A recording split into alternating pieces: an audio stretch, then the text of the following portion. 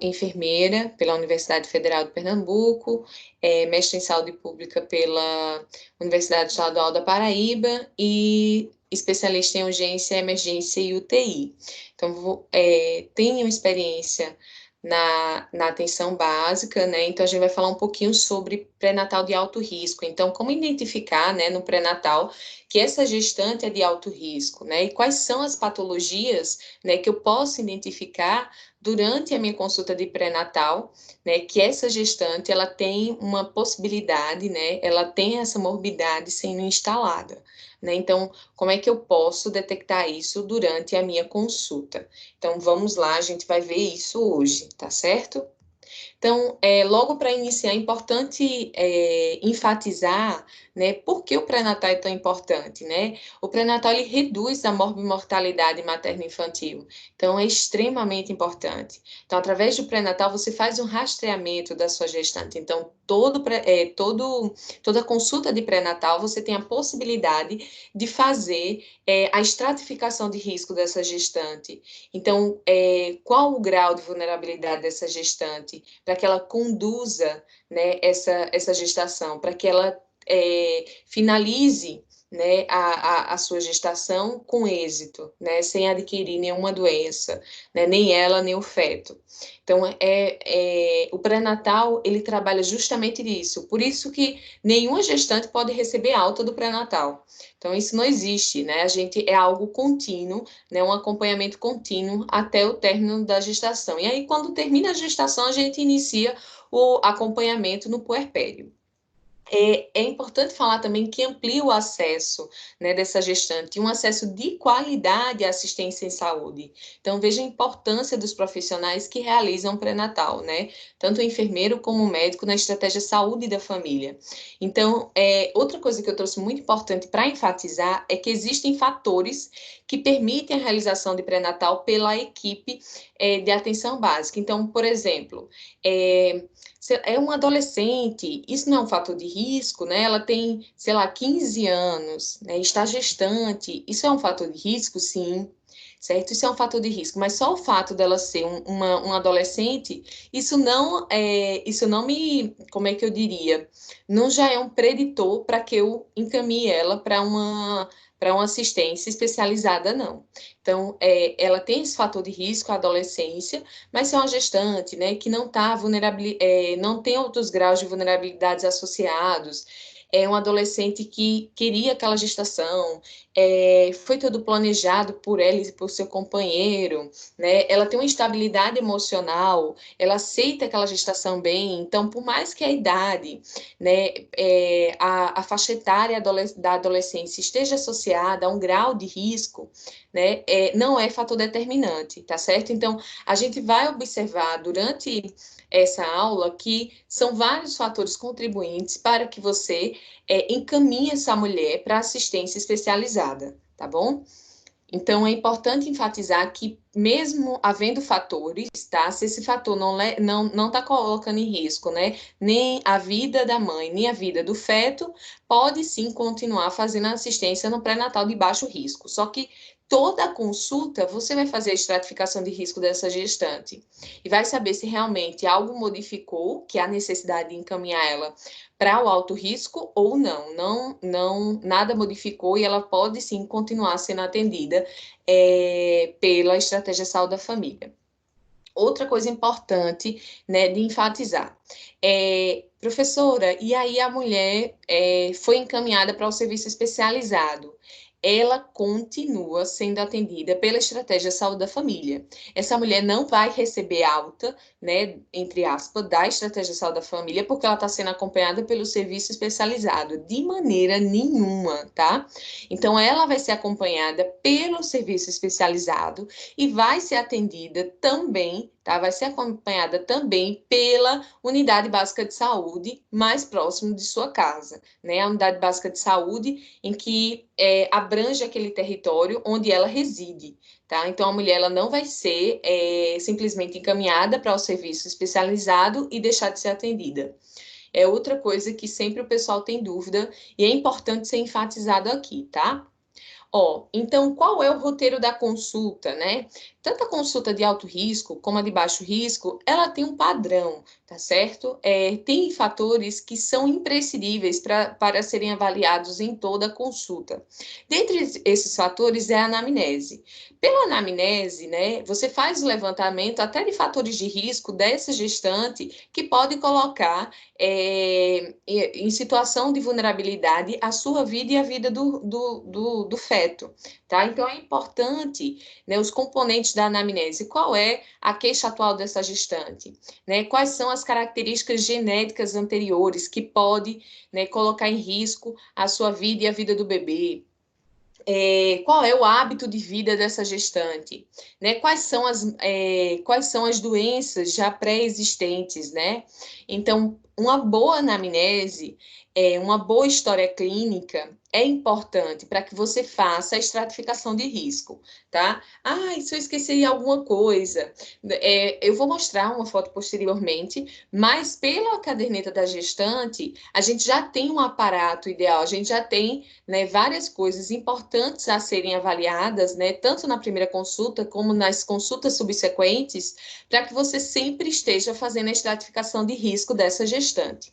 Então, a outra coisa também é o exame físico geral e específico. Então, no exame físico geral, você avalia, né, a condição céfalo-caudal. Então, você faz toda a avaliação minuciosa da mulher, né, desde o couro cabeludo, né, avalia a dentição, né, como é que tá, lembrar de encaminhar essa mulher, né, para ser acompanhada também pelo dentista, né? Faz avaliação da tireoide, né? Avaliação das mamas, dessa região abdominal, torácica, né? Avaliando o sistema respiratório, o sistema cardíaco, e aí faz avaliação, falei, abdominal, faz essa avaliação, né, das condições, né, genitálias, como é que se encontra, né, se essa mulher já fez citológico, se não fez, é importante que ela faça o citológico para ver se tem alguma alteração, para ver se tem alguma vaginose, tá certo? Porque vaginose está associada a parto prematuro, tá bem? Então é importante fazer uma avaliação cefalocaudal, inclusive específica, que é a parte propriamente dita obstétrica. Então, você avalia, né, a posição que se encontra, né, a altura do útero. Então, qual é a altura do útero? Né, qual é a apresentação? Qual é a situação fetal? A apresentação fetal? Qual se esse feto está ou não já fixado, né? Qual é o batimento cardiofetal? Então, é importante avaliar também, fazer o exame físico específico. É importante ressaltar que toda primeira consulta tem que se fazer um exame físico geral, tá? Nas consultas subsequentes, você pode sim dar prioridade a realizar o exame específico. Por isso que, assim, a primeira consulta a gente faz um monte de perguntas para a mulher, né? Tanto para avaliá-la, para fazer realmente um rastreamento, para fazer uma estratificação de risco qualificada, né? E aí, posteriormente, nas consultas subsequentes, você já conhece aquela mulher, você já conhece a situação de saúde dela, e você vai acompanhar, né, só esse processo de desenvolvimento, tá? Tanto de modificação materna, né? Porque a gestação ela causa várias modificações na mãe, e também o crescimento fetal, né? Se essa criança está se desenvolvendo bem, se está dentro da normalidade e a vitalidade dessa criança.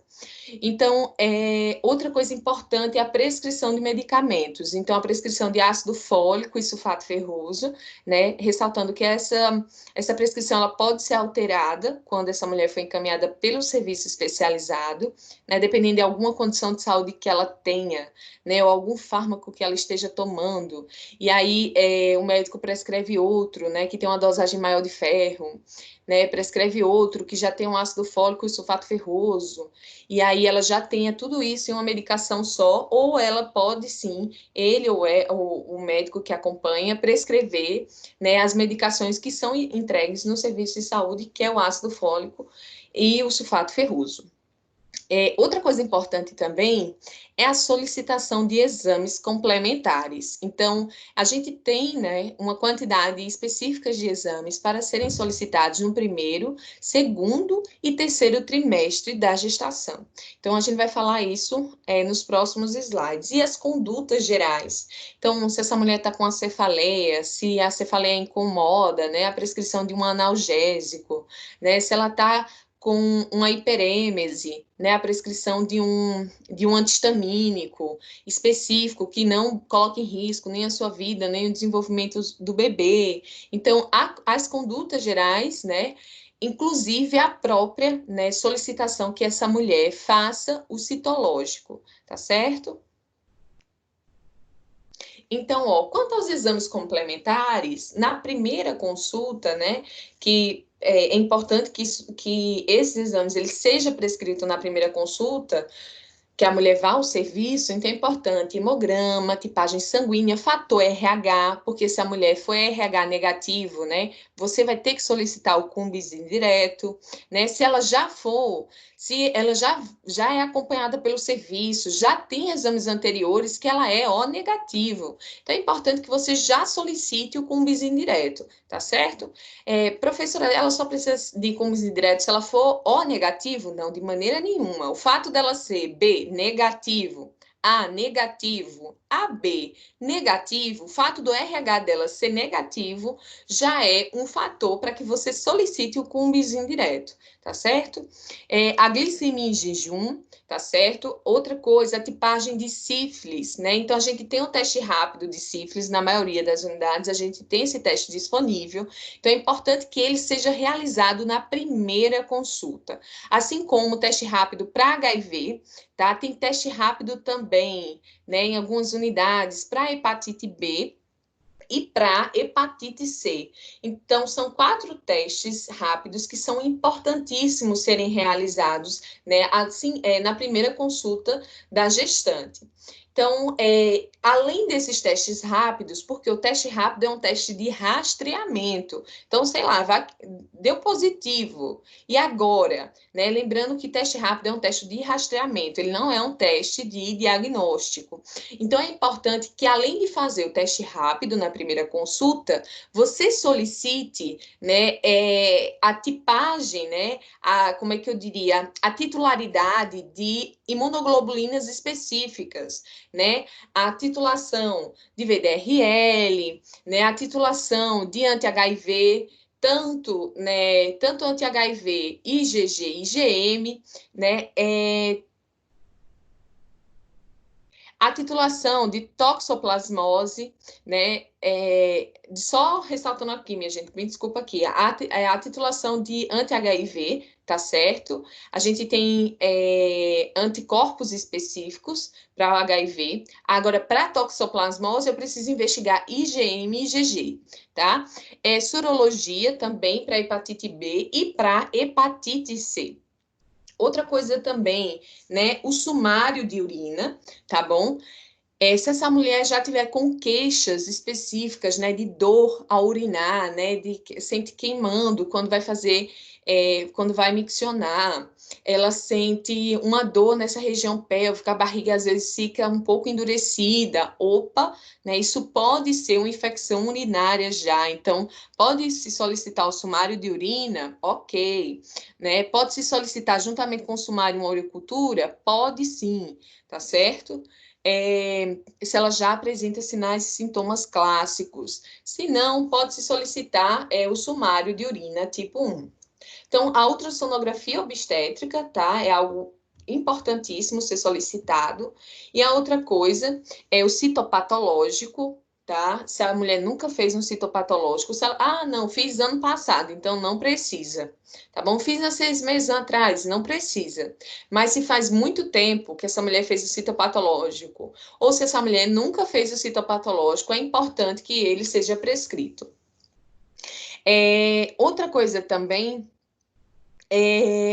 o parasitológico de fezes, tá? Então, se houver, né, alguma alteração intestinal, diferente, né? A mulher já apresentava fezes diarreicas, né? Fezes pastosas, às vezes um pouco diarreicas, com odor fétido, né, dos gases, que pode estar associado a alguns sintomas a mais, que pode estar associado à parasitose.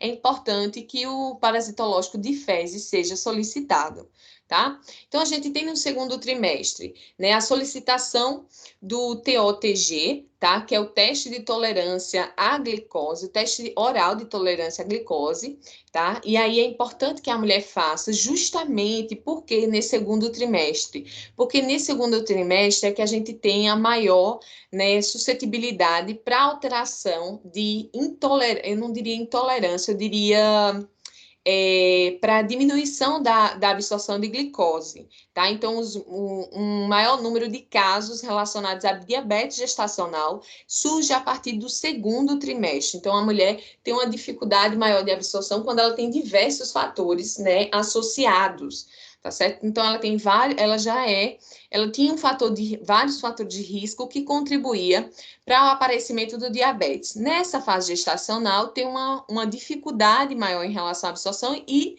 surgem os casos de diabetes ligados à gestação, principalmente nesse segundo trimestre. Então, a mulher é diabética no primeiro trimestre, então, possivelmente, ela não é uma diabetes ligada ao período gestacional.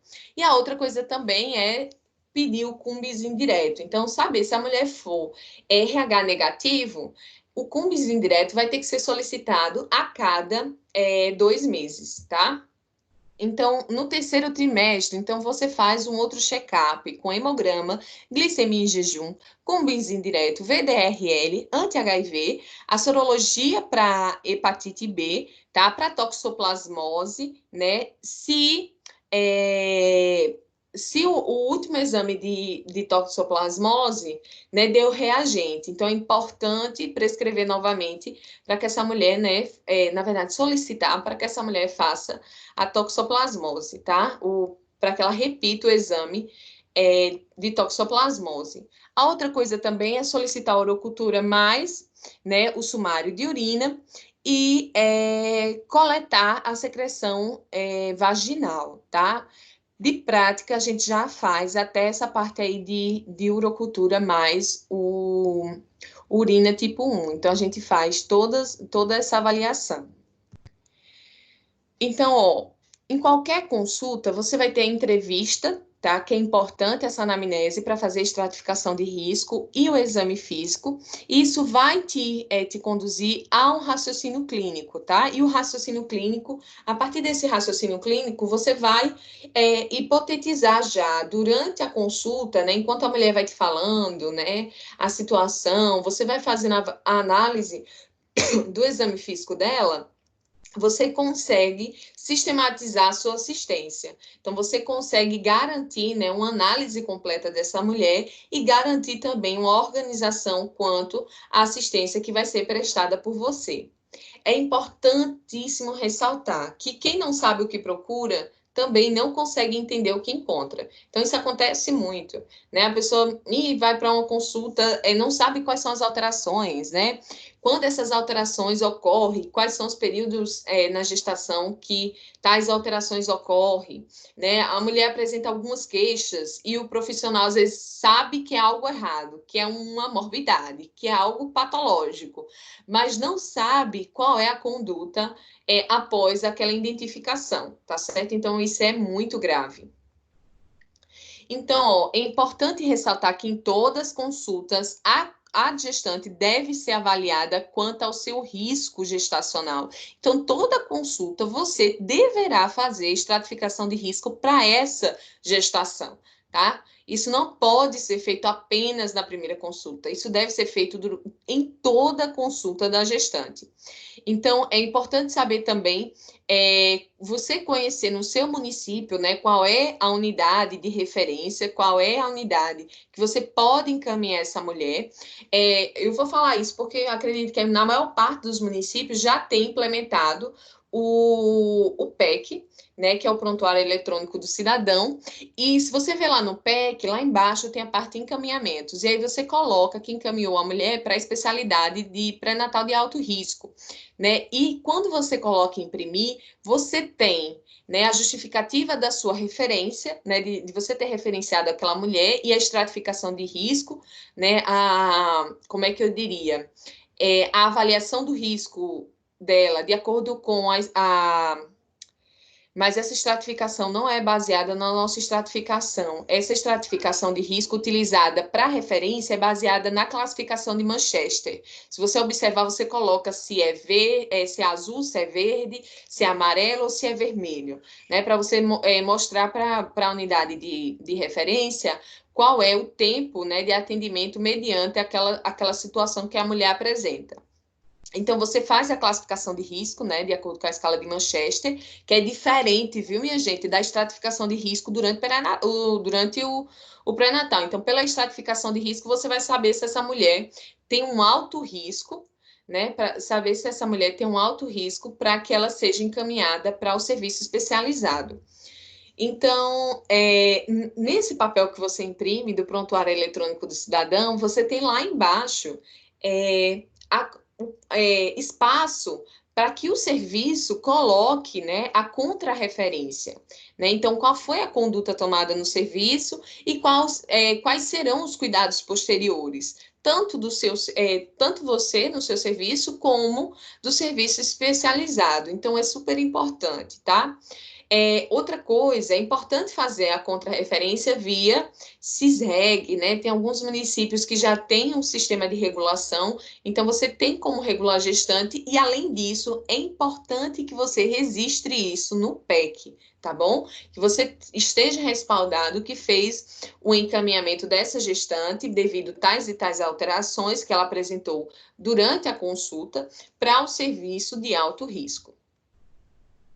Então, quais são as características, né, que são fatores de risco durante, né, no período gestacional? A gente tem idade menor de 17 anos, tá? Idade maior do que 35 anos, que está muito relacionado, né? Idade menor de 17 anos está relacionado à vulnerabilidade dessa adolescente, né? Às vezes, em muitos casos, é uma gestação que não foi planejada, né? A adolescente não aceita a gestação, então, por isso que idades menores de 17 anos é um fator de risco.